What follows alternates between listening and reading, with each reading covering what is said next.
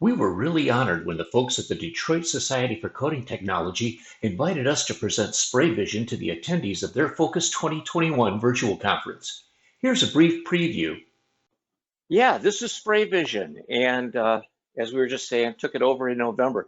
This is brand new technology. This was developed in 2018 and introduced to the market in 2019. So it's really new out there. As Mark mentioned, it was developed by a team in the Czech Republic. And these are a bunch of really, really smart young guys. They're addressing a need that's really never been touched before. In Vodafone's Best New Ideas of 2020, it actually was voted #1, which is kind of cool. And it's going to address two key problems that your paint customers have. #1, setting up new parts and new colors.